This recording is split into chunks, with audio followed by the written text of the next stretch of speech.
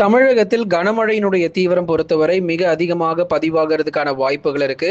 எந்தெந்த மாவட்டத்தில் மிக கடுமையான கனமழை பதிவாகும், எந்தெந்த மாவட்டத்தில் மழை மிக குறைவாக இருக்கு என்பதான தகவலை குறித்து நம்ம பார்க்கலாம். நண்பர்களே, நீங்க மறக்காம ஒரு லைக் பண்ணுங்க, சப்ஸ்கிரைப் பண்ணி தொடர்ந்து சப்போர்ட் பண்ணுங்க. துல்லியமான வானிலை அறிக்கை பெற்றுக்கொள்ளுங்க.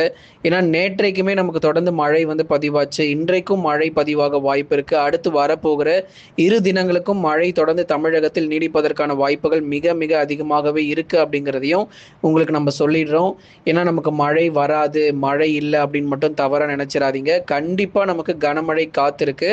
எந்தெந்த மாவட்டத்தில் மிக வலுவான கனமழை இருக்கும் அப்படிங்கிறதெல்லாம் நேற்றைக்கே நம்ம சொல்லியிருந்தோம் மாலை நேரங்களில். அதே போல இன்றைக்கு காலை நேர வானிலை அறிக்கை பொறுத்தவரை எந்தெந்த மாவட்டங்களில் இன்று பகல் நேரங்களுக்கு பிறகு மழை பெய்ய வாய்ப்புகள் இருக்கு அப்படிங்கிறதையும் மறக்காம தெரிஞ்சுக்கோங்க. அதனால கோடை காலத்துல நமக்கு மிகப்பெரிய மழை வராது அப்படின்னு மட்டும் அஜாக்கிரதையா விட்டுறாதீங்க.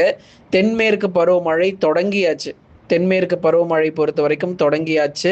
அந்தமான் பகுதிகளிலும் நமக்கு பார்த்தீங்கன்னா வங்கக்கடல் பகுதிகளில் தாழ்வு பகுதிகள் உருவாகி அந்தமான் பகுதிகளிலும் வலுவான மழை பொழிவுகள் பதிவாக ஆரம்பிக்கும். அதே சமயங்களில் தமிழகத்திலும் தொடர்ந்து மழை வாய்ப்புகள் தீவிரமாகிட்டே இருக்கு.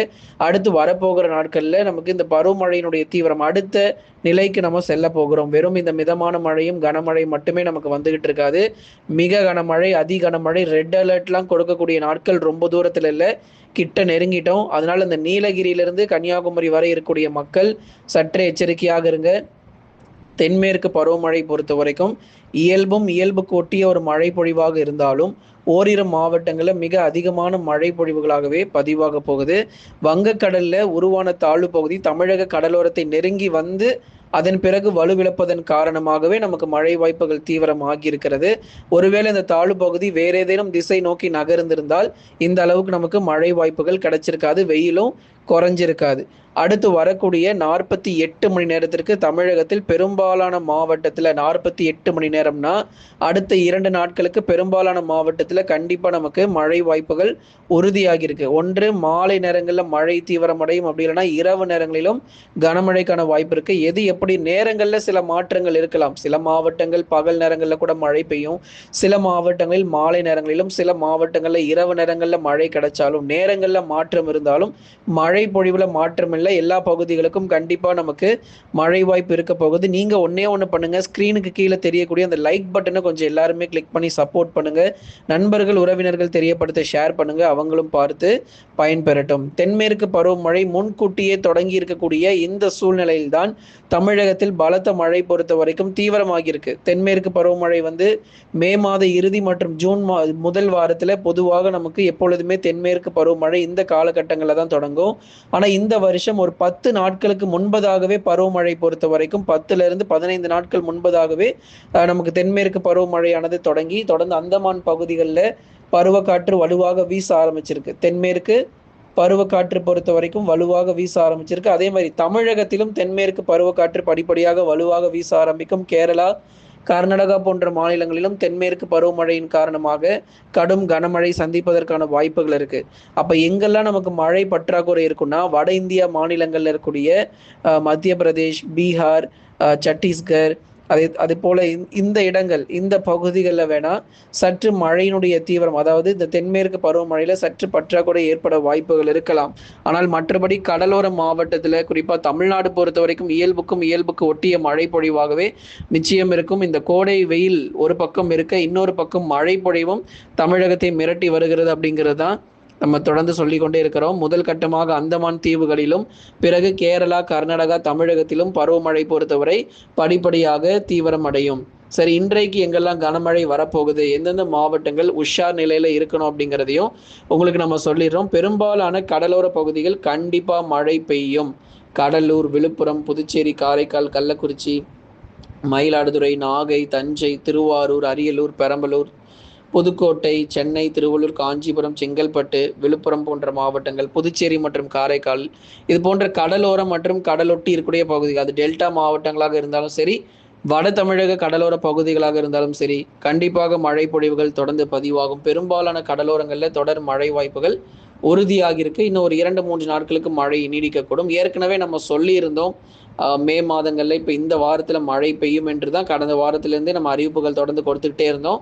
அதே போலவே எந்தெந்த நாட்கள் நமக்கு மழை தீவிரம் எப்படி இருக்கும்னு நம்ம சொல்லியிருந்தோமோ, அதே மாரி நமக்கு மழை வாய்ப்புகள் வந்து கொண்டிருக்கு. புயல் சின்னங்கள் எப்படிங்க இருக்க போகுது? புயல்கள் ஏதாவது உருவாகுமான்னு கேட்டா, கண்டிப்பா புயல்கள் பொறுத்தவரைக்கும் வருகிற நாட்கள்ல உருவாகுறதுக்கான வாய்ப்பாக இருக்கும். ஆனால் அது வந்து தமிழகத்திலேயே கரையை கடக்காமல் தொடர்ந்து வேறு ஏதேனும் மாநிலங்கள், குறிப்பா ஒரிசா, மேற்கு வங்கம் போன்ற இடங்களை நோக்கி அதிகமாக நகர்வதற்கான வாய்ப்பாக இருக்கும். இப்பொழுது ஏன் நமக்கு மழை கிடைச்சிட்டு இருக்கு அப்படின்னா, இது வந்து புயல் சின்னமா இன்னும் மாறல. இது வந்து சாதாரண ஒரு தாழ்வு பகுதி. தமிழக கடலோர பகுதிகளை ஒட்டி இது உருவாகி இருக்கு அப்படிங்கிறதுனால கொஞ்சம் நமக்கு மழை பொழிவுகளும் அவ்வப்போது வரதான் செய்யும்.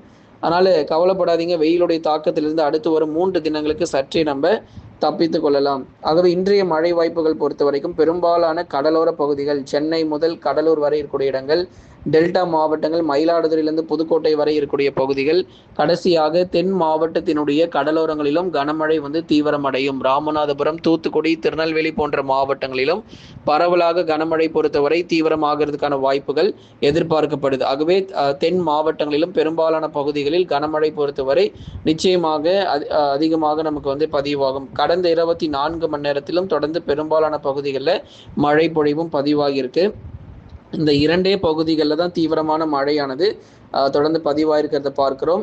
ஒன்று கடலோர பகுதிகள், மற்றொன்று டெல்டா மாவட்டங்கள். அதே போல இந்த தென் மாவட்டத்திலும் கணிசமாக நமக்கு மழை அதிகரிக்கும். மதுரை, திண்டுக்கல், விருதுநகர், சிவகங்கை, ராமநாதபுரம், தூத்துக்குடி, திருநெல்வேலியிலும் பகுதியான ஒரு மழை பொழிவாக தென் மாவட்டத்தில் ஒரு சில இடங்கள்ல மிதமான மழை, ஓரிடங்கள்ல கனமழை.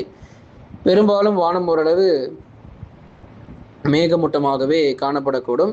ஆகவே தென் மற்றும் மேற்கு தொடர்ச்சியில் பகுதியாக, அதாவது எல்லா இடங்களும் இல்லாமல் பகுதியாக சில இடங்களில் கனமழையானது நிச்சயமாக பதிவாகும். கடந்த 24 மணி நேரத்தில் கடலோரம் மற்றும் டெல்டாவில் பரவலாக கனமழையானது பதிவாகிறதுக்கான வாய்ப்புகள். கடந்த 24 மணி நேரத்தில் கடலோரம் மற்றும் டெல்டா மாவட்டங்களில் கனமழையானது பதிவாகி இருக்கிறது. சில இடங்களில் மிதமான மழையும் பெய்திருக்கு. உங்களுக்கு தெரியும், குறிப்பாக அந்த டெல்டாவினுடைய கடலொட்டிய பகுதிகள் தஞ்சாவூர், திருவாரூர், அரியலூர், பெரம்பலூர், கடலூர், விழுப்புரம் போன்ற மாவட்டங்களிலும் கடந்த 24 மணி நேரத்தில் பரவலாக நல்ல ஒரு மழை கிடைத்தது. சில இடங்கள், அதிலும் குறிப்பாக கடல் ஒட்டி இருக்கக்கூடிய பகுதிகளில் வலுவான கனமழையும், மற்ற நகர பகுதிகளில் வந்து ஓரளவு மிதமானதிலிருந்து கனமழையாக பதிவானது.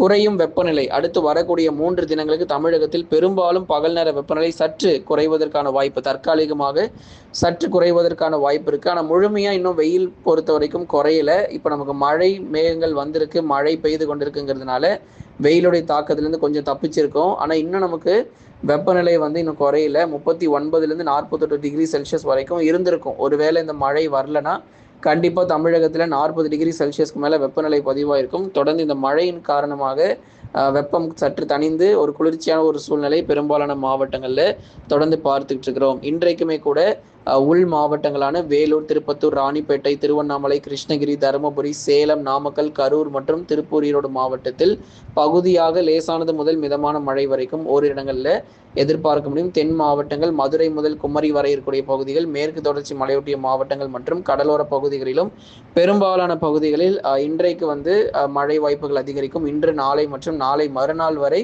மழை விட்டு விட்டு தொடர்ந்து பதிவாகும். நண்பர்களே, லைக் பண்ணுங்க, மறக்காம சப்ஸ்கிரைப் பண்ணி தொடர்ந்து சப்போர்ட் பண்ணுங்க.